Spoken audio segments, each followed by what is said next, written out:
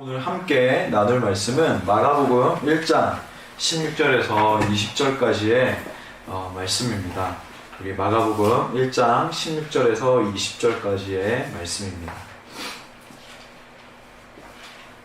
복음 1장 16절부터 제가 잘못 이렇게 했네요.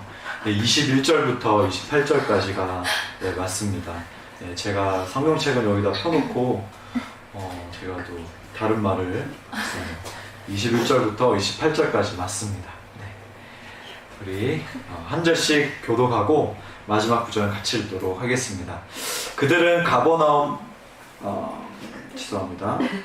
그들이 가버나움에 들어가니라. 예수께서 곧 안식일에 회당에 들어가 가르치시매 무슨 사람이 그의 교훈에 놀라니 이는 그가 가르치시는 것이 권위 있는 자와 같고 서기관들과 같이 아니함일로라.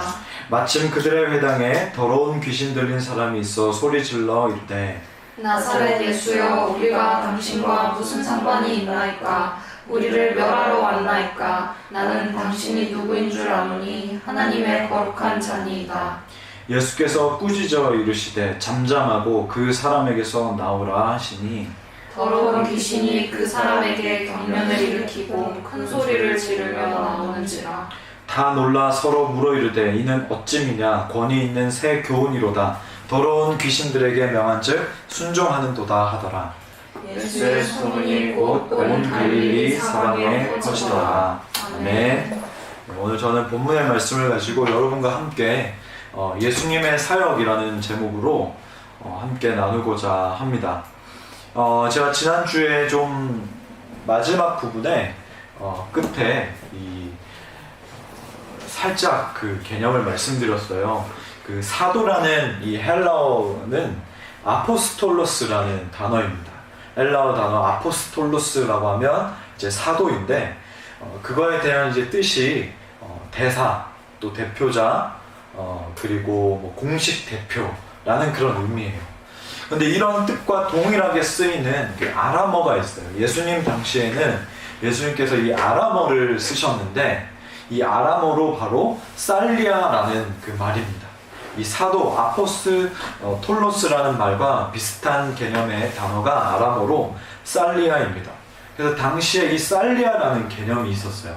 그래서 이스라엘의 정치 그 기구 중에 산헤드린이라는 이스라엘의 통치 기관이 있습니다. 정치인들이 모인 이 산헤드린 집단이 있는데 이 산헤드린의 공식 대표자가 바로 살리아였습니다. 이 정치 기구의 이 산헤드린의 이 대표자는 자신의 개인의 생각이나 메시지를 말할 수가 없었어요. 자기가 아무리 이렇게 생각을 한다고 해도 자신이 속해 있는 공동체의 대표자로서 그 공동체의 메시지를 전하는 것이 바로 살리아의 역할이었습니다.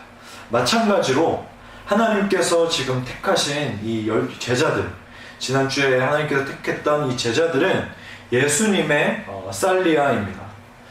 이 제자들에게 어떤 사회적으로 어떤 지위를 이렇게 하사했다기보다는 바로 이 하나님 나라의 메시지를 전할 자, 이 하나님 나라의 사역을 이어갈 그 살리아를 예수님께서 세우셨습니다. 그리고 나서 지금 오늘 우리가 읽은 이 본문, 예수님께서 이 살리아들을 데리고 가장 먼저 알려주시고 보여주신 것은 바로 가버나움 회당에서 가르치시고 귀신을 쫓아내는, 그러니까 치유하시는 그런 사역이었습니다. 그러니까 우리 그리스도인이 마찬가지로 오늘날 이 현대를 살아가는 이 그리스도인이 이 땅에서 믿는 자로서 어떤 사명으로 살아가야 할지를 예수님께서 이 말씀을 통해서 알려주신 거라고 생각하면 됩니다. 바로 예수님께서 이 사역 가운데에 합당한 자를 찾아내고 또 그 사람을 제자화시키고 제자 삼고 또 복음을 가르치고 또 전파할 수 있도록 책임지는 것이 바로 그리스도인의 사명인 것이죠. 그러니까 이 마가의 길, 지금 마가복음을 따라서 이 마가가 알려주는 길을 따라가다 보면 예수님의 걸어가신 그 길이 우리의 길이라고 보면 됩니다. 그러니까 우리 역시도 뭔가 대량으로 그리고 많은 사람들을 한다라기보다는 예수님처럼 이렇게 합당한 자를 찾아서 제자를 삼고 또 그 제자들에게 어떻게 이 길을 걸어가야 되는지 그 원리를 전수해주고 또 그 사람이 다른 곳에 가서 또 제자를 삼고 또 그 사람을 알려주고 또 그 원리대로 살아가도록 또 전수해주고 그렇게 계속해서 자연적으로 뻗어나가는 그 원리가 바로 예수님께서 알려주신 방법이라는 거예요. 그러면 이 원리가 제대로 작동하면 어떤 일이 일어날까? 오늘도 마가가 제시한 길을 한번 따라가 보길 원하는데요. 먼저 오늘 예수님께서 가신 이 가버나움은 이 활발한 상업 교류가 일어나는 지역입니다. 그러니까 이 무역이 활발한 곳입니다. 사실 갈릴리 북쪽이라고 하면 가난한 동네예요. 지금도 오늘날에도 가보면 이 갈릴리 북쪽에는 좀 대체적으로 가난한 사람들이 많이 삽니다. 그래서 이 무역로, 이 해안로가 당시에는 발달이 됐기도 했고 또 이 가버나움은 좀 그 로마와 유대의 그런 정치적으로 종교적으로 간섭을 피할 수 있는 그런 지역이었습니다. 로마의 그 디베라 국가와 그리고 유대인들 이 남부 쪽으로 좀 먼 곳이었기 때문에 정치적으로나 종교적으로 간섭을 좀 덜 받을 수 있는 그런 지역이 바로 가버나움입니다. 오늘 현대 교회에 여러분 그 가보면요 오병이어 기념교회가 있고요 또 베드로 또 기념교회가 있고 각가지 좀 그 팔복교회도 있고 나중에 성지순례를 우리가 가보면은 이 교회들을 가볼 수 있는데 바로 그 지역이 이 갈릴리 북부 가버나움에 지금도 있습니다. 모두가 그런 것은 아니지만 거주하는 사람들의 대부분의 직업이 어부요, 또 농부요, 또 상인, 그리고 세리 이 사람들이 직업을 갖고 있었습니다. 그러면 예수님께서 북쪽에서 제자들을 부르셨을 때에 그 제자들의 직업이 어느 정도 좀 유추가 되죠. 그런데 이 가버나움의 이 원어의 의미는 이 도시의 의미는 뭐냐면 자비, 긍휼, 또 위로의 도시라는 그런 의미. 그러니까 지금 이 예수님께서 맨 첫 번째 이 사역의 스테이지로 이 가버나움을 메인 스테이지로 공생의 기간 동안 삼고 사역하신 이유가 있겠죠. 바로 이 도시에는 아픈 자들과 또 배고픈 자들, 또 소외된 거나 또 이 귀신 들린 자들이 이 도시 가운데 사실 도시라고 할 것까지도 없습니다. 작기 때문에 이 지역 가운데에 많이 있었다라는 겁니다. 그래서 예수님은 이 자들에게 고치시고 가르치시고 또 귀신 들린 자들을 쫓아내시고 그리고 먹여주시는 그런 사역들을 이 북쪽에서 감당하셨습니다.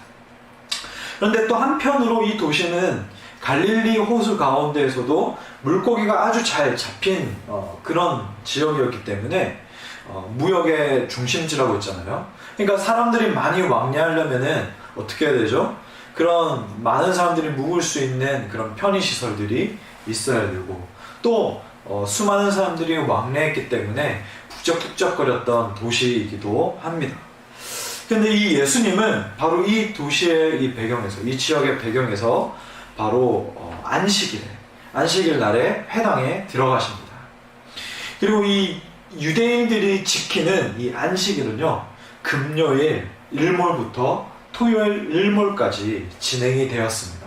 왜냐하면 유대인들은 그 하루의 그 시작이 저녁부터라는 개념이 있었기 때문에 금요일 해가 졌을 때부터 토요일 해 졌을 때까지 그 하루 동안 안식일을 지키는데 바로 그때에 예수님께서 안식일에 들어갔다는 거죠. 그러면 그때가 바로 저녁이었을 수도 있고 혹은 이 토요일 낮이었을 수도 있는데 어쨌든 이 안식일에 들어갑니다. 그리고 우리가 지금 본문에서 읽었듯이 예수님은 가르치시고 귀신 들린 사람을 치유하시는 그런 장면이 나옵니다.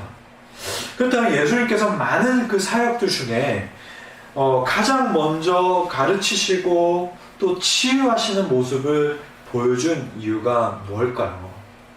이 마가의 세계관입니다. 여러분, 마블에만 세계관이 있는 게 아니라요, 아이언맨이나 토르 이런 데만 세계관이 있는 게 아니라 가장 먼저 이 성경에 세계관이 있습니다. 마가가 지금 강조하는 세계관이 뭐냐면 초자연적인 존재와 초자연적인 사건, 즉 영적 전쟁에 대한 세계관이 있다는 것을 알려주는 거예요. 여러분, 이 마가의 첫 독자들이 누구입니까? 지금 네로 황제로부터 핍박을 받고 있는 로마 크리스천들이에요.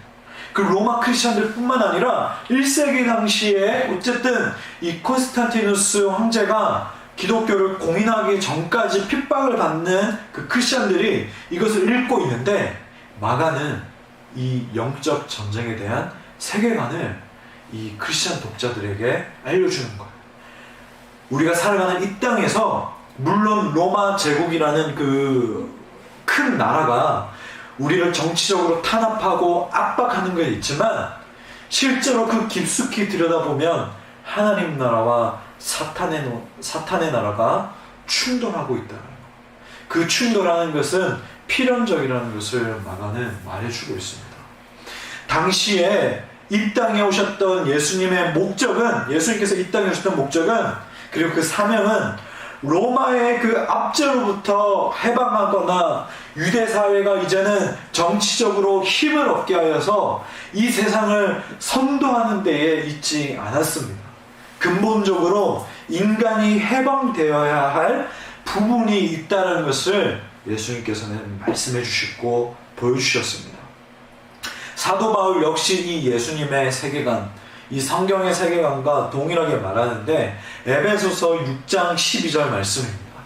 에베소서 6장 12절 말씀에 보면, 우리의 씨름은 혈과 육을 상대하는 것이 아니요 통치자들과 권세들과 이 어둠의 세상 주관자들과 하늘에 있는 악의 영들을 상대함이라. 당시에 이 로마 제국주의에 맞서서 자유를 되찾거나 어떤 무력 투쟁을 통해서 무너뜨리는 것이 아니라 하나님 나라와 사탄의 나라, 즉 선과 악, 빛과 어둠 간의 이 영적 전쟁에서 승리해야 하고, 예수님은 어떻게 승리할 수 있는지 제자들과 믿는 자들에게 보여주셨다는 겁니다. 이 승리가 꼭 그 사람들을 무력으로 무너뜨리고 일어나는 그 승리가 아니라 할지라도, 우리는 그렇게 계속해서 악이, 어둠이 우리를 계속해서 압박하고 우리를 짓누를 때에 우리는 어떻게 말씀으로 예수 그리스도로 인하여서 그것을 방어해내고, 또 그것에 갇혀있는 자들을 말씀을 전하여서 하나님 나라 안으로 들어올 수 있게 하는지, 바로 그것을 예수님과 그리고 이 말씀을 기록한 마가와 그리고 이 성경을 기록한 모든 저자들이 그것에 대해서 말을 하고 있더라는 것이죠. 그래서 예수님께서 이 영적 전쟁에서 우리가 어떻게 먼저 해야 되는지 바로 보여주시는데, 첫 번째로 예수님은 가르치십니다. 유대회당, 이 유대회당이라는 것은 헬라어 그 뜻 그대로 모이는 장소예요. 그러니까 회당은 모이는 장소예요. 그래서 이 전 세계 곳곳에 그 당시에 유대인이 있는 곳이면은 무조건 회당이 있었습니다. 예수님 역시 그 관습에 따라서 회당에 가셨습니다. 그리고 가장 먼저 가르치셨어요. 예수님이 어떻게 회당에 가셔서 바로 가르칠 수 있었냐? 이 회당의 회당장들, 회당을 관리하는 사람들의 말씀을 가르치지 않았습니다. 단지 그 랍비들을 택해서 그 랍비들이 가르칠 수 있도록 기회를 줬는데요. 예수님도 사람들로부터 선생이라고, 랍비라고 칭함을 받았기 때문에 이 예수님을 이 회당장에 말씀을 전하라고 그렇게 지목을 해줬을 수도 있습니다. 그래서 예수님이 가르치셨는데 그 사람들의 반응이 어떻습니까? 우리 22절 같이 한번 읽어볼까요? 22절, 오늘 본문의 22절입니다. 오늘 22절 같이 한번 읽어보겠습니다. 자, 시작. 무사람이 그의 교훈에 놀라니 이는 그가 가르치시는 것이 권위 있는 자와 같고 서기관들과 같이 아니함이로라. 네, 22절에 보니까 그의 교훈에 놀랐다라고 말을 하고 27절 오늘 본문에 보니까 와, 전과 같지 않고 새 교훈이다라고 말을 합니다. 예수님이 이 가르치신 내용에 대해서 이 마가는 말하지 않습니다. 다만 우리가 추측해 볼 수 있는 것은 앞서서 예수님께서 이 광야의 시험을 통과하시고 말씀을 전하실 때에 하나님 나라에 대해서 전하셨잖아요. 어쨌든 하나님 나라에 대한 메시지를 전하셨을 텐데 이 메시지를 전하는 자가 누구인지가 중요함을 우리는 본문에 대해서 읽어보면서 알 수가 있습니다. 왜냐하면 이 회당은 구약에서부터 계속해서 전통적으로 내려와서 이 말씀을 가르치는 곳이었습니다. 근데 오늘 본문에 보니까 이 회당에서 말씀을 가르치는 자들이 나오는데 바로 서기관입니다. 서기관들. 이 서기관들은 토라, 즉 이 모세 오경이라고 하는 이 토라를 연구하고 또 가르치고 또 교육을 담당하는 자가 바로 서기관들이었어요. 근데 이들이 전하는 것들은 기껏해야 뭐냐면은 이 성경에서 나와있지도 않는데 어쨌든 그 전통적으로 연구한 것에 따라서 우리가 그 하나님의 사람으로서 해야 될 것과 하지 말아야 될 것, 그것을 이제 나눈단 말이에요. 여러분 생각해 보세요. 지금 여기서 우리가 지금 이 예배당에서 이 예배드리는 예배 초소에서 제가 이렇게 탁 앉아가지고 이렇게 탁 책을 펴놓고 이번 한 주 동안 해야 될 것, 안 해야 될 것 알려주고 외우게 하고 했냐 안 했냐라고 한 명씩 다 돌아가면서 제가 체크해 본다고 하세요. 이것만 주구장창 평생 동안 전하고 또 이것만 듣는다면 능력이 뭐가 있겠습니까? 오히려 어쩌면은 이 회당에서 들었던 사람들은 뭔가 좀 답답한 마음, 뭔가 좀 짐을 더 얹고 가는 마음들이 있었을지도 모릅니다. 왜냐면 나는 하지 말라고 해서 안 할 수 있는 존재가 아니잖아요. 인간은 이미 이 죄가 들어온 이상 이 가운데에 늘 우리 서신서에 보면 나와 있듯이 이 육신의 생각은 끊임없이 죄를 짓기를 원하고 육신의 생각은 끊임없이 죄 가운데 있기를 원하는데 이 사람이 만들어낸 하라 하지 말라 이것을 통해서 어떻게 안 할 수가 있겠냐고요.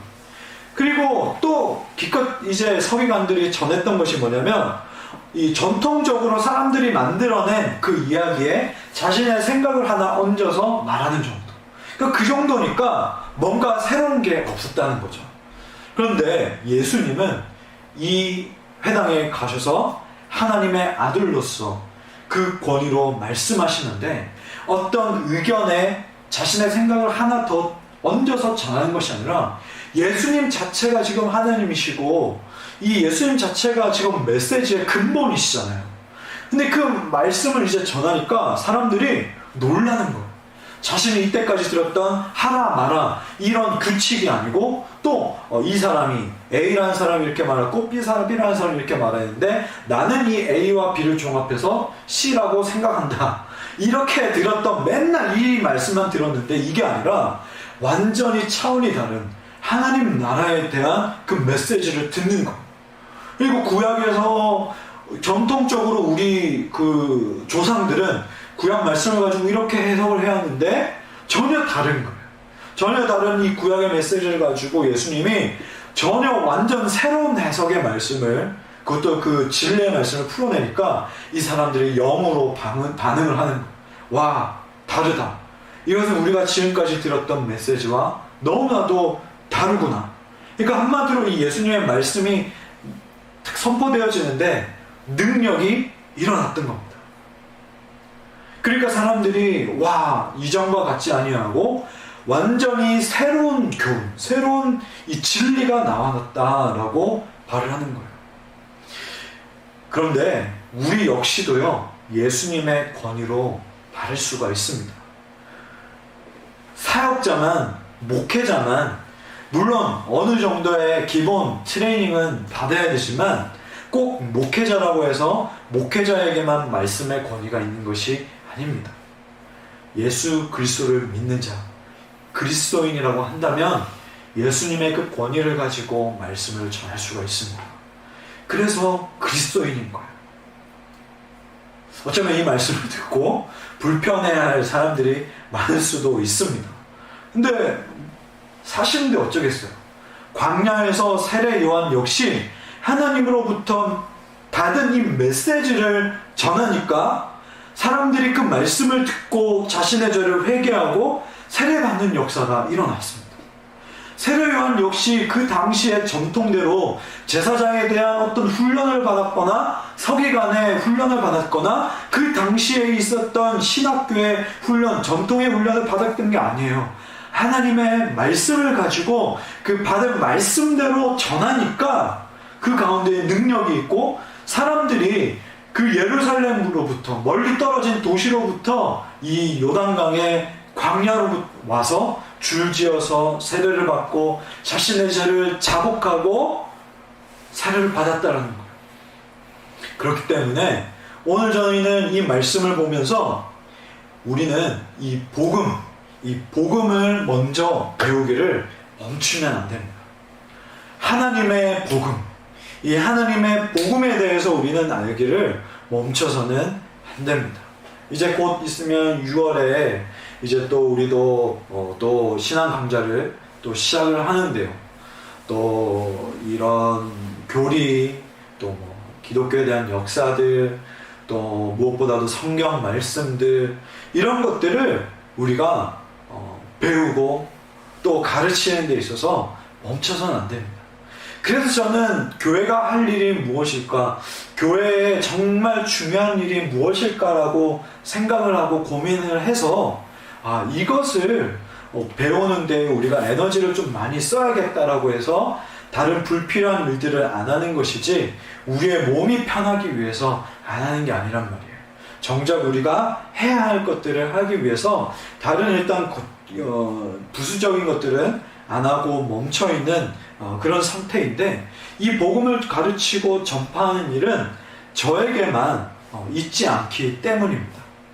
사도행전 18장 24절에서 28절을 한번 보세요. 우리 이건 한번 찾아서 한번 볼까요?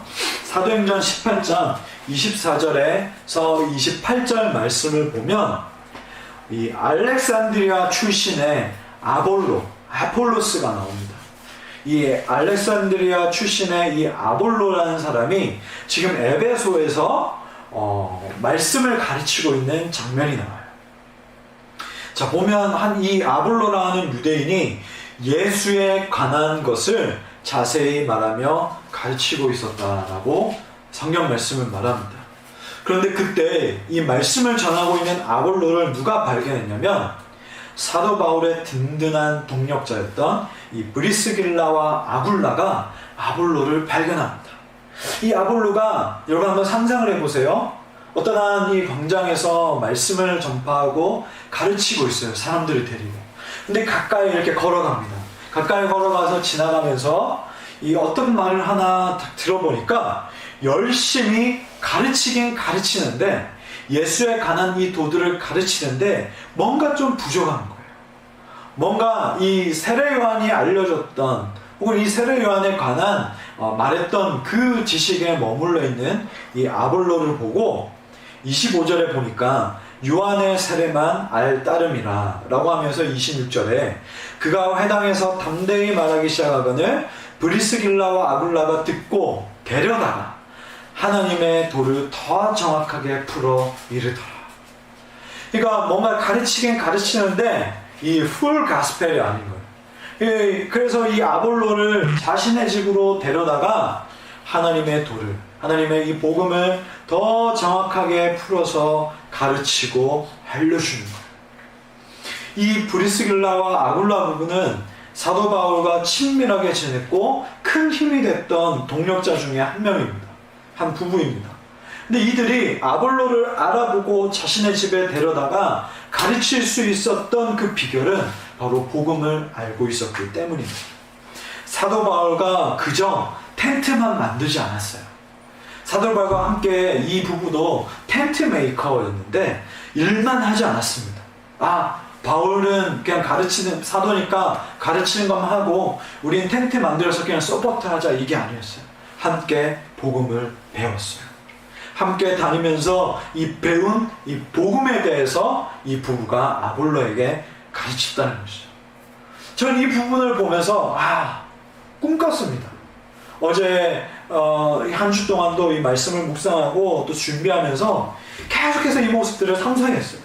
각 가정에서 자신의 집에 사람들을 초대하고 이 배운 말씀을 나누고 복음을 경고하게 하고 그 각 도처에서 펼쳐지는 하나님 나라의 그 일들을 공유하고 힘을 얻고 기도하고 이렇게 그 밑에서 네트워크가 이루어지는 일들. 제가 이전에 딱 한 번밖에 만나지 못했고 교제하지 못했던 선교사님 한 분이 계십니다.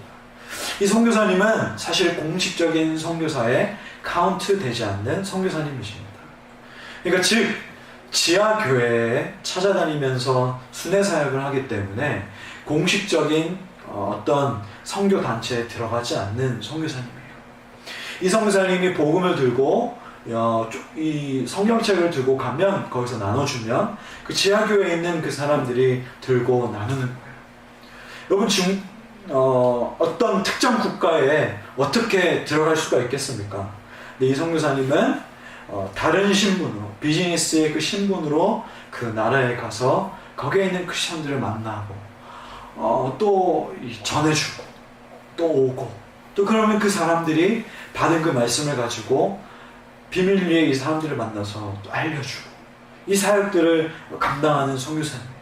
지금도 계속해서 카톡으로 이렇게 사역의 그런 이야기들을 또 옵니다.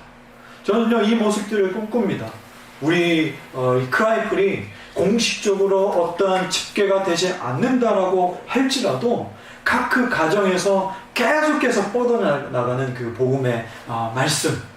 제가 이번 주 주중에도 모임을 하고 또 수요일에 점심에 모임을 하고 또 저녁에 또 한 가정에 가서 또 그곳에서 만난 또 미국에서 온 또 한 권사님을 또 만나 뵙고 또 이 크라이플의 이야기들 또 그 권사님의 사역 이야기들을 하면서 또 함께 기도하기로 하고 또 확장될 수 있는 뭔가를 또 비전을 또 나누기도 하고 또 돌아오는 내내 이런 모습들이 상상이 되더라고요. 그래서 우리가 또 나눔을 할 때, 우리가 말씀을 듣고 나눔할 때 이렇게 나눠서 하잖아요. 근데 특별하게 제가 인도자를 세우지 않고 이렇게 이 나눔을 하는데 이런 것들이 우리가 좀 자연스러우면 저는 이 주일 예배에 제가 없이 각각 그룹으로 묶어서 예배할 수 있도록 하는 시간을 가지고 싶어요. 돌아가면서 한 명이 말씀을 또 누가 준비해오고 또 한 명은 찬양을 준비해오고 악기가 없더라도 육성으로 그냥 부르면 되죠. 가정에서 부르는데 혹은 어떤 장소에서 부르는데 어떤 찬양이 악기가 또 필요하겠습니까? 그러면 각자가 또 먹을 것을 가지고 와서 또 식탁 교제를 나누고 그럼 또 저는 또 말씀을 또 필요한 또 어떤 사람들을 또 만나서 가서 말씀을 또 나누고 이렇게 가정에서 모일 수 있는 장소에 가정에서 혹은 모일 수 있는 그 장소에서 일주일 동안 하나님과 동행하는 일들 하나님 나라의 그 일들을 나누고 격려하고 기도하고 이 다음 만남을 약속하는 그러한 교회의 모습들을 저는 꿈꿉니다. 그렇기 때문에 아까 예수님께서 제가 이 메시지의 내용이 아니라 예수님이 그 메시지를 전하는 자가 누구인가가 중요하다고 말했잖아요. 그 때문에 이 사역들이 되려면 우리는 또 한 가지 명심할 부분이 있습니다. 바로 이 하나님의 이 말씀이 복음이 나의 삶을 관통하도록 해야 한다는 거예요. 즉 이 말은 쉽게 말하면 뭐냐면 내가 매일마다 그 삶 가운데에서 말씀으로 하나님과 동행한 뭔가가 있어야 돼요. 그러니까 내가 그냥 그대로 글에 적혀있는 책에 적혀있는 그대로 그냥 그 말씀을 다른 사람들과 나누면 능력은 나타나지가 않습니다. 드는 척도 압니다.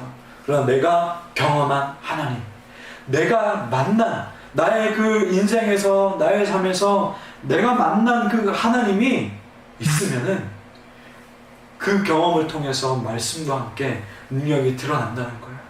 그래서 우리는 복음이 나의 삶을 관통할 수 있도록 하나님의 그 말씀이 내 삶을 관통하여서 하나님을 경험하여서 이 경험된 이 말씀이 단 몇 마디라고 할지라도 나갈 수 있도록 우리가 계속해서 이 삶 가운데에서 나간다면 우리는 분명히 각자가 있는 그 곳에서 교회를 이룰 수 있고 제자를 삼을 수 있고 또 그 공동체를 이룰 수 있고 분명 이렇게 일사기때에 네트워킹했던 교회 모습이 일어날 줄로 믿습니다. 그리고 예수님은 또 한 가지 우리에게 이 사역의 모습을 보여주시는데 바로 예수님은 고쳐주십니다. 예수님은 고치십니다. 자, 가만히 한번 보세요. 이 광야에서 귀신을 만난 거라면 이해가 됩니다. 길 가다가 이 귀신 들린 자는 만날 수가 있습니다. 그런데 가버나움 회당에 귀신이 있었어요. 당시의 회당은 하나님의 이 말씀을 가르치고 듣고 또 하나님께 기도하는 그 장소가 바로 회당이었어요. 근데 이 회당에 귀신 들린 사람이 있는 것이죠. 광야나 길거리뿐만 아니라 회당 안에도 귀신이 있었다면 당시의 영적 상태가 어땠는지 짐작할 수 있습니다. 당시의 영적 상태는 어둠이었다는 거죠. 악에 사로잡혀 있었다는 거죠. 그리고 이걸 보면 그동안 얼마나 이 하나님의 말씀이 능력되지 못했는지 알 수 있습니다. 말씀을 전하는 자도 그렇고 말씀을 전하는 그 내용도 그렇고 말씀을 듣고 있는 사람들의 상태도 이 회당 자체가 온전히 기능을 제대로 하지 못했다는 것을 우리는 추측할 수가 있습니다. 가버나움 회당에서 귀신 들린 그 사람이 그 이전부터 존재했다라고 봤을 때에 회당에 있었던 이 사람들, 서기관뿐만 아니라 회당장도 그렇고 이 공동체에서 이 신앙생활을 하고 있던 사람들 중에는 귀신을 쫓아낼 능력이 없었다는 거죠. 그래서 이 회당 안에 있는 이 귀신은 예수님을 알아보고 이렇게 말합니다. 24절에 나사렛 예수여 우리가 당신과 무슨 상관이 있나이까? 우리를 멸하러 왔나이까? 나는 당신이 누구인 줄 아노니 하나님의 거룩한 자니이다. 여러분 그동안 이 24절 말씀을 들었을 때에 어떻게 이 말씀을 들었습니까? 귀신은요 지금 하나님을 경외해서 예수님을 경외해서 이 말을 한 게 아닙니다. 정말로 예수님이 거룩한 하나님의 아들이라고 해서 경외하는 마음으로 지금 이렇게 말한 것이 아닙니다. 우리가 당신과 무슨 상관이 있나이까? 라는 이 말은 당시의 구약의 히브리어 관용구예요. 사사기나 열왕기하나 그리고 구약의 선지서들을 보면 당신과 나와 무슨 상관이 있습니까? 라고 한 국가를 쳐들어온 왕에게 그리고 사람과 사람 사이에서 이런 말들을 씁니다.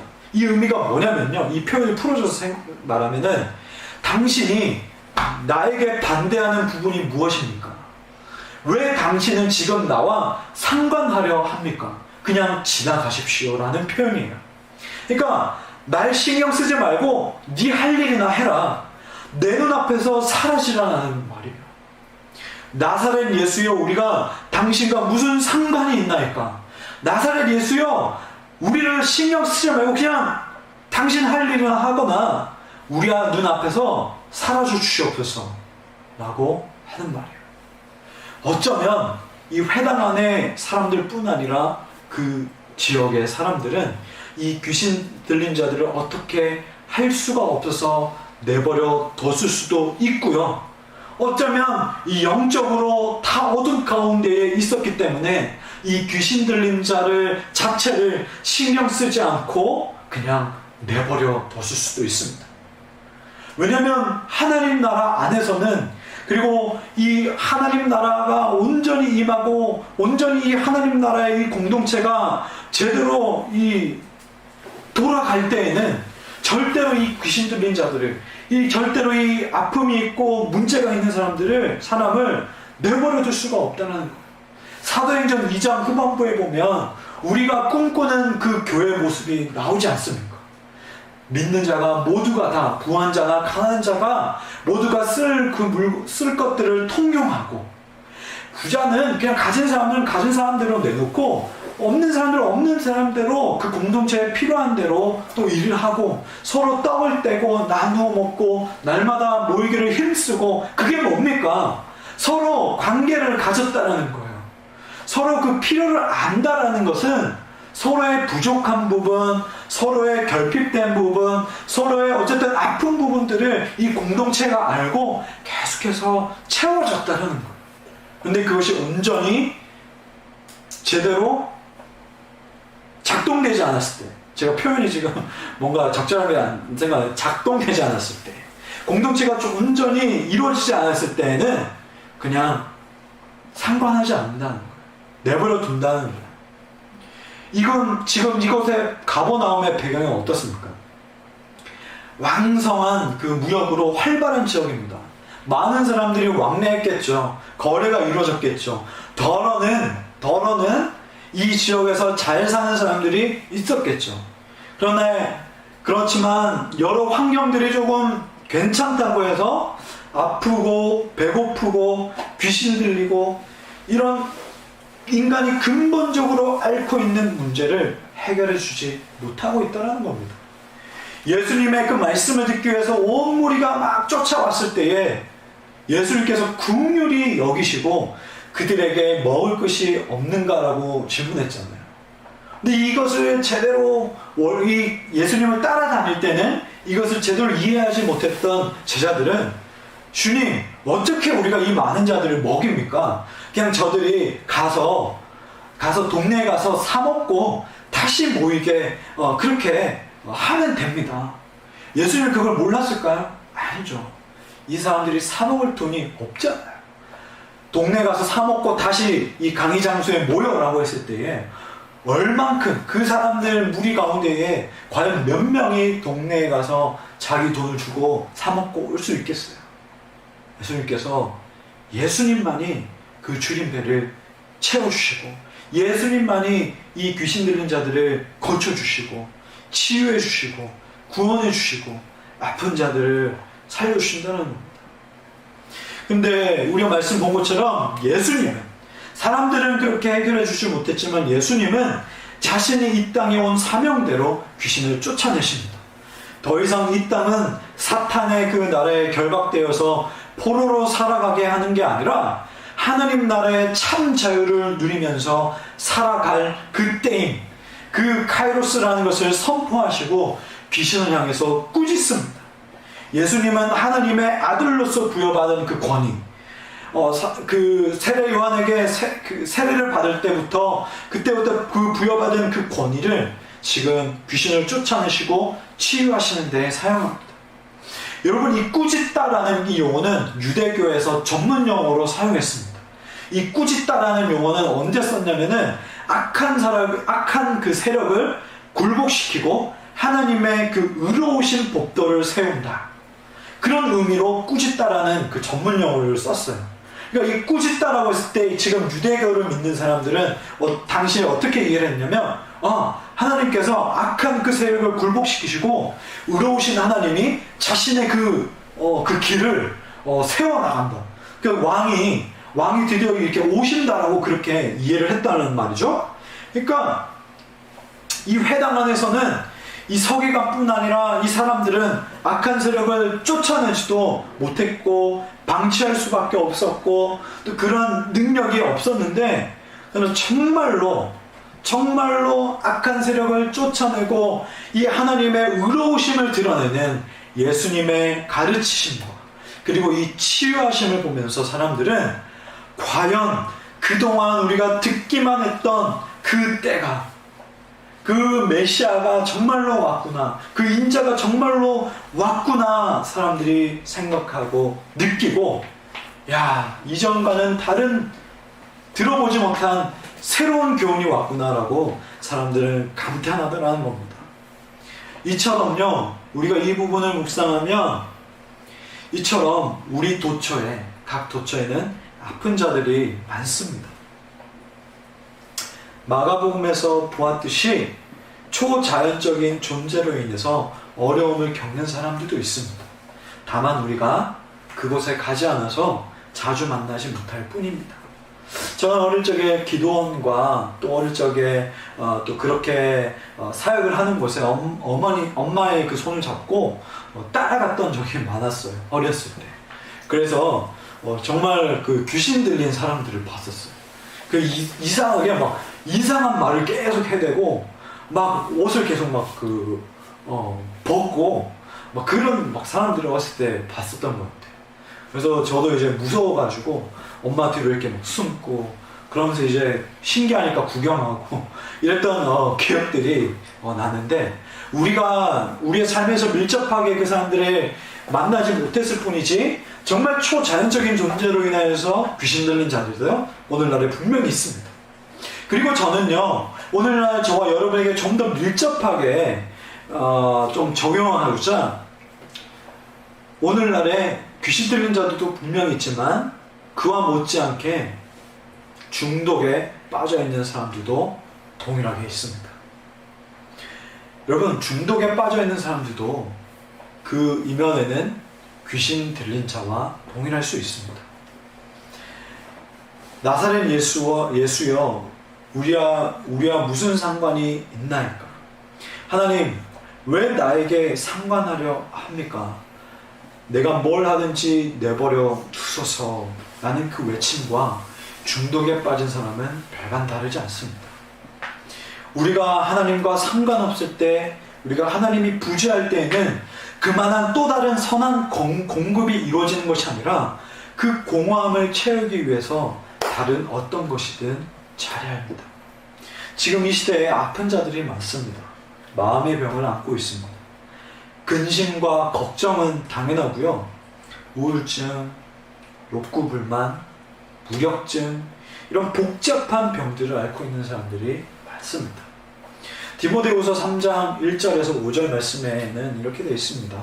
너는 이것을 알라. 말세에 고통하는 때가 이르러 사람들이 자기를 사랑하며 돈을 사랑하며 자랑하며 교만하며 비방하며 부모를 거역하며 감사하지 아니하며 거룩하지 아니하며 쾌락을 사랑하기를 하나님 사랑하는 것보다 더하며 날이 갈수록 나를 내버려 두라라고 절규하는 영혼들이 많아집니다.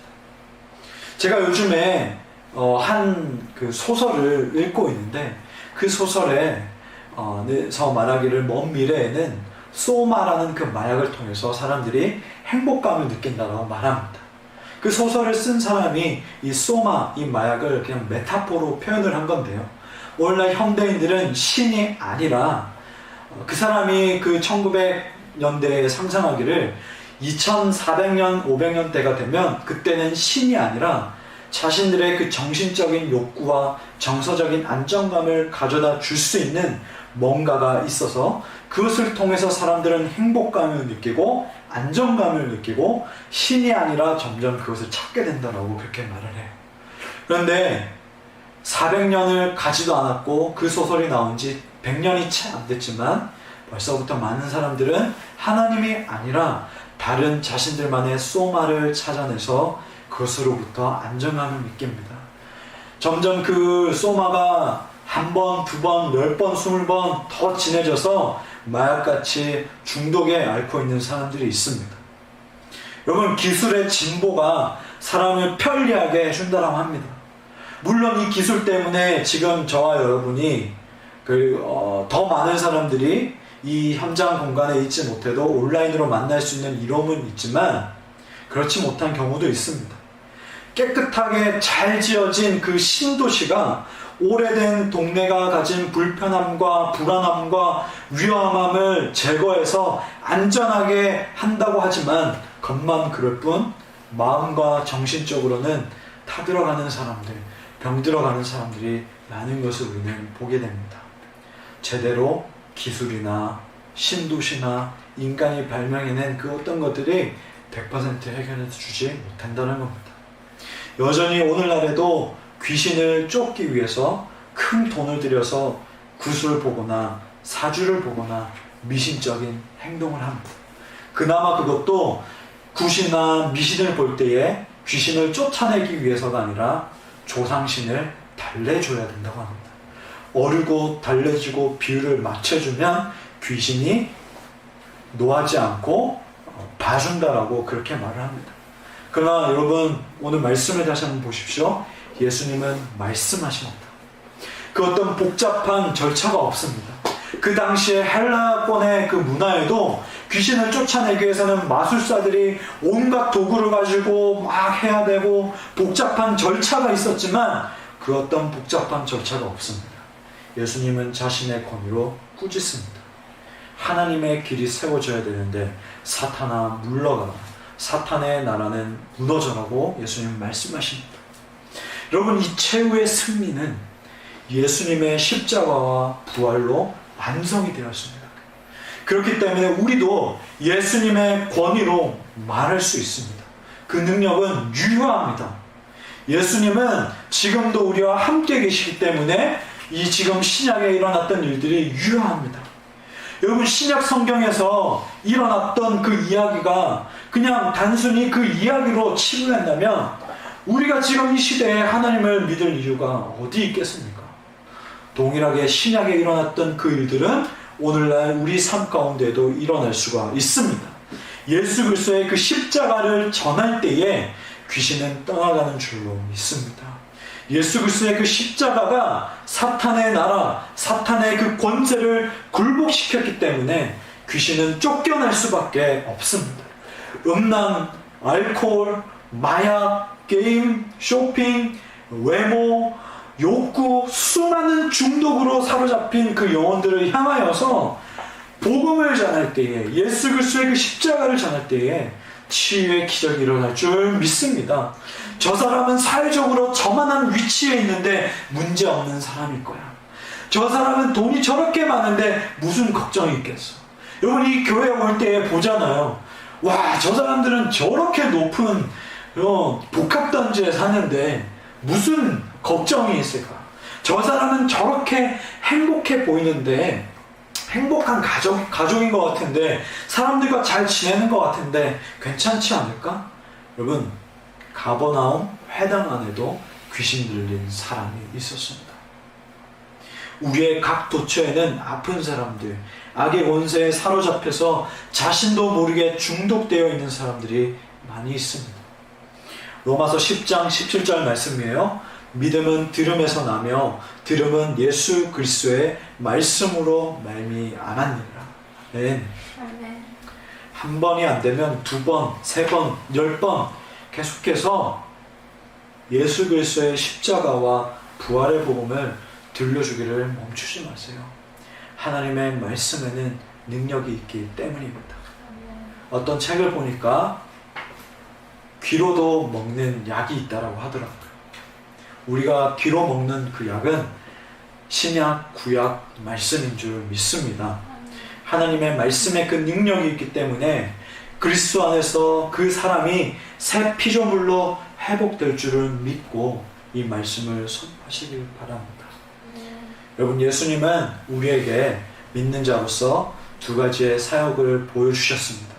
바로 말씀을 가르치시고, 그리고 중독된 자들, 오늘날의 중독된 자들, 오늘날 아픈 자들을 향하여서 예수님이 말씀으로서 치유하시고 내쫓으신 그 사역들을 보았습니다.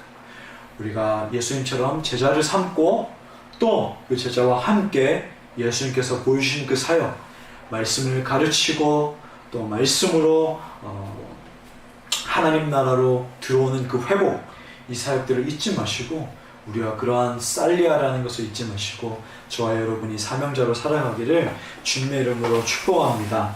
우리 함께 이 시간 함께 말씀으로 우리 기억하면서 찬양하기 원하는데요. 예수 하나님의 공의 찬양입니다.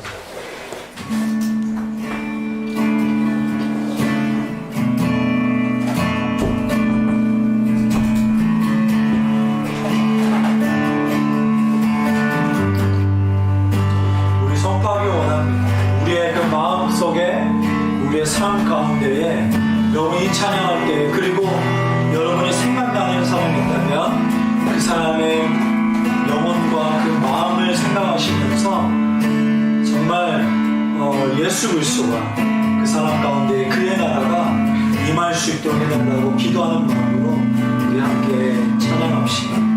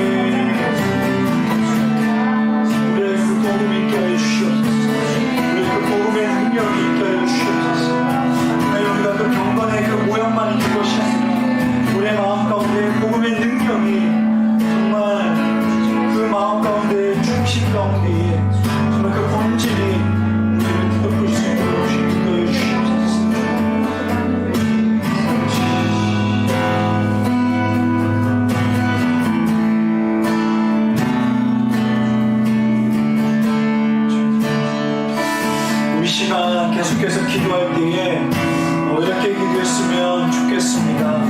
하나님 아버지, 주님께서 제자를 삼으시고 또 말씀을 가르치시고 또 그 말씀으로 또 그 귀신의 그 세력들을, 사탄의 세력들을 쫓아내는 것을 봅니다. 하나님, 제 가운데 무엇보다도 말씀이 제 삶 가운데 거하게 해주세요. 하나님, 제가 이 복음이 정말 이 내 삶 가운데 정말 바닥이 드러나지 않을 수 있도록 정말 하나님의 그 복음, 하나님의 그 말씀이 내 삶 가운데에서 마르지 않고 계속해서 샘물처럼 넘쳐나는 인생이 되게 하여 주시옵소서. 우리 함께 기도하며 나가겠습니다. 하나님 아버지, 하나님께서 무엇보다도 처음부터 그 끝까지 말씀으로 인도하시고 말씀으로 부르시고 말씀으로 또 아버지 하나님 또 가르치시고 말씀으로 고치신 것을 우리가 보게 됩니다. 하나님 아버지, 우리 가운데에 그런 얕은 복음이 아니라 우리의 그 10년 가운데에 그냥 그저 겉핥기식의 그 복음이 아니라 정말 하나님께서 창세전부터 택하시고 또 태초에 지으시고 또 택정하시고 아버지 하나님 우리를 또 부르시고 하나님 우리를 또 견인하시고 또 복음으로 또 성화시켜 나가시는 그 복음을 우리가 소유하게 해 주옵소서. 하나님의 인도하심 또 구속사 하나님 또 그 예수님께 태어나신 또 예수님의 그 공생이 예수께서 십자가에 지고 죽으시고 다시 살아나시고 승천하시고 우리의 성령을 보내시는 그 복음의 그 말씀들이 하나님 우리에게 그 도가 있게 하여 주옵소서.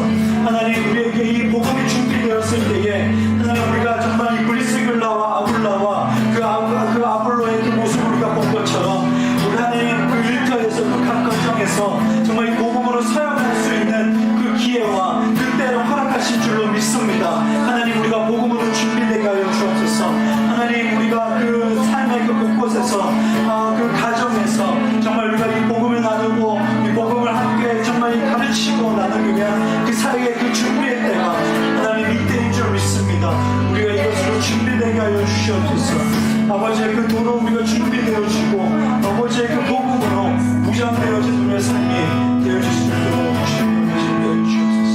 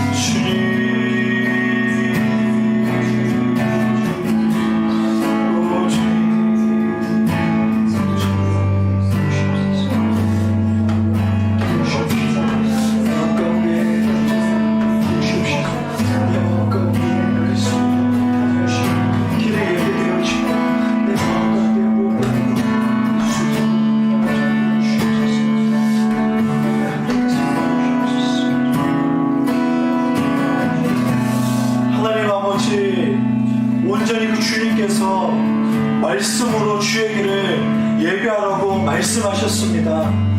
하나님 아버지, 하나님의 말씀이 있으면 광야에서 외치더라도 아무도 사람이 없는 곳에서 말씀을 외치더라도 그 말씀을 듣고자 사람들이 오고 그 말씀을 듣고 자신의 죄를 자복하고 또 성령을 회개의 그 세례를 받는 그 모습들을 우리가 보았습니다. 하나님 아버지, 우리가 어디서 말씀을 선포하느냐, 우리가 어디서 예배하느냐는 중요하지 않고 오직 정말 하나님의 말씀을 온전히 그 전할 때에 그 말씀을 따라서 사람들이 말씀을 먹기 위해서 오는 줄로 믿습니다. 하나님, 우리 크라이풀이 정말 하나님의 말씀을 말씀되게 오직 그 주님의 말씀을 바르게 또 전하고 나누고 가르치고 그 복음을 습득하는 데에 힘쓰는 우리 공동체가 되게 하여 주옵소서. 하나님, 우리가 이 말씀을 또 따라가서 보니까 하나님께서 말씀을 전하시니까 하나님 또 이 귀신 들린 자가 또 낫게 되고 귀신이 쫓겨나는 것을 우리가 보았습니다. 하나님, 이미 우리가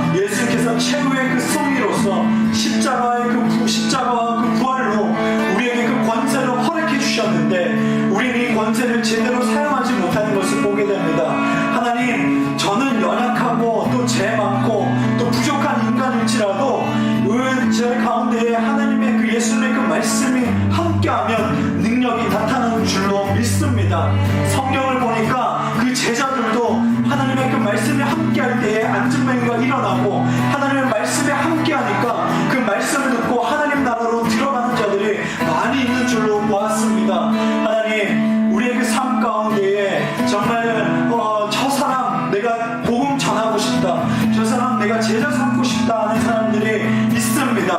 그 사람들을 우리가 유심히 찾아보고 기도하고 그 마음 문을 열어달라고 성령께 구하고 정말 하나님의 말씀을 전했을 때에 또 한 번, 두 번 그 사람의 그 귀에 그 말씀의 약을 집어넣었을 때에 말씀 듣고 그 사람이 하나님 나라로 들어올 수 있도록 역사해 주시옵시고 인도하여 주시옵소서.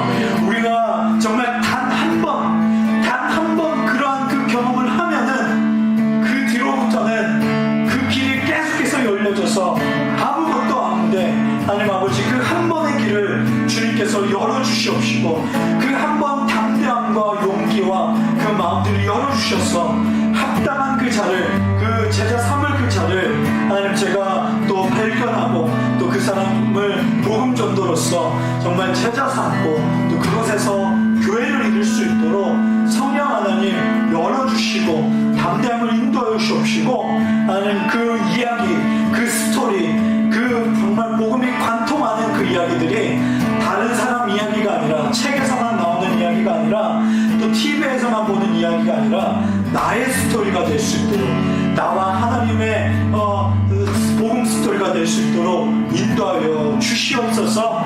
그러한 담대함을 우리 공동체 가운데에 허락하여 주시옵소서.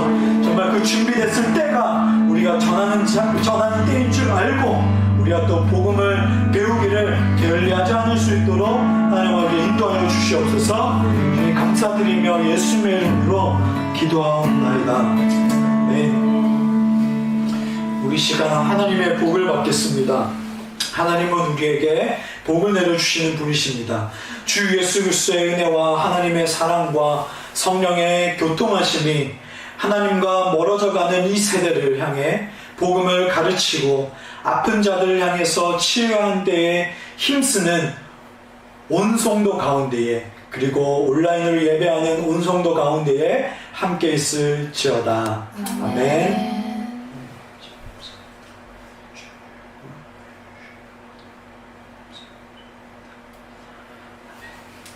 네, 이로써 오늘 예배를 모두 마치겠습니다. 여러분 삶 가운데에 또 하나님께서 함께 동행하셔서 또 여러분 힘 얻으시고 용기 얻으시고요. 우리 또 다음 주에 뵙겠습니다. 감사합니다.